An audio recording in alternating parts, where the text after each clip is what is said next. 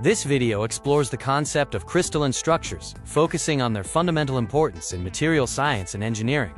Crystalline structures are a critical foundation for mechatronics, bridging materials science with practical applications in mechanical, electrical, and control systems.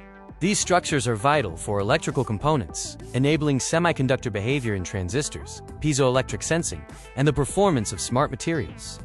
In manufacturing, understanding how crystalline behavior reacts to thermal cycles and cooling rates is essential for ensuring the durability and performance of components. Mastering these principles allows engineers to optimize designs, improve system reliability, and pave the way for next-generation adaptive technologies. Materials can be categorized by their internal arrangement. Crystalline materials possess an ordered lattice, while amorphous materials have a disordered network. Semiconductors like single-crystal silicon act as high-speed transit systems for electrons, whereas amorphous silicon makes traditional doping highly ineffective. To describe crystal structures, we use unit cells, which are the smallest, repeating geometric units that represent the entire lattice pattern. A common structure in metals is the face-centered cubic, or FCC, where atoms are positioned at each corner and at the center of every cube face. In an FCC unit cell, atoms touch along the face diagonal, resulting in a mathematical relationship between the cube edge length and the atomic radius. The FCC structure is highly symmetric and is found in many common engineering metals like copper, aluminum, silver, and gold. When calculating the number of atoms in an FCC unit cell, we must account for shared atoms, resulting in a total contribution of 4 whole atoms per cell.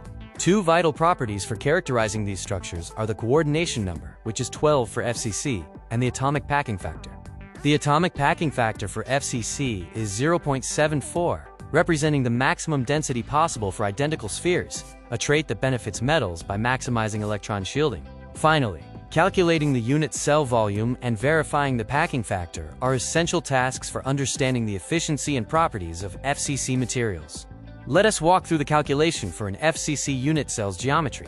By analyzing the triangle on the face, we relate the edge length A to the atomic radius R.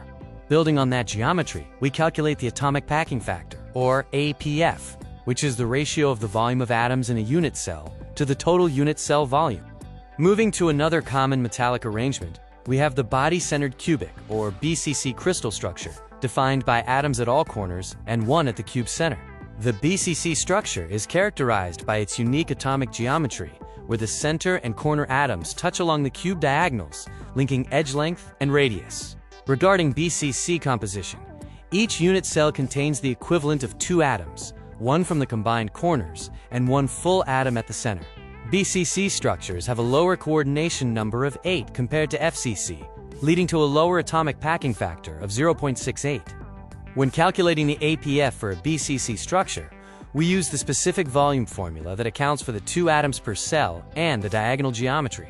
Beyond cubic structures, we encounter the hexagonal close-packed, or HCP structure, which features a distinct unit cell shape and tightly packed atomic layers. A key metric for metals is theoretical density. It is calculated by dividing the mass of atoms in a unit cell by the total volume of that cell.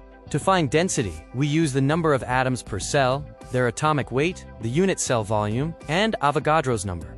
Crystal systems help us classify structures. The cubic system, for example, is defined by 3 equal axes at 90-degree angles. In crystallographic analysis, we define specific points, directions, or atomic planes within the unit cell to understand material properties. We use a coordinate basis determined by the unit cell edges. For some systems, these axes are not mutually perpendicular, requiring careful mapping. Positions are specified using fractional multiples of the edge lengths. This normalized system ensures clarity when describing locations within any unit cell. Finally, specifying BCC point coordinates involves locating the origin and the relative positions of corner and center atoms within the fractional coordinate system. This slide breaks down the solution for identifying point coordinates in a body-centered cubic unit cell, mapping the fractional lengths along each axis. Crystallographic directions are defined as vectors passing through the lattice. The first step involves positioning the vector so it passes through the origin. Once positioned, we measure the vector's projection on each axis. These values, expressed in unit cell dimensions, provide the raw components for our directional indices. The next step is reduction. We multiply or divide the projections by a common factor to ensure they are represented by the smallest possible set of integers. Finally, we apply standard notation. The three indices are enclosed in square brackets without commas. Negative indices are indicated by a bar over the number.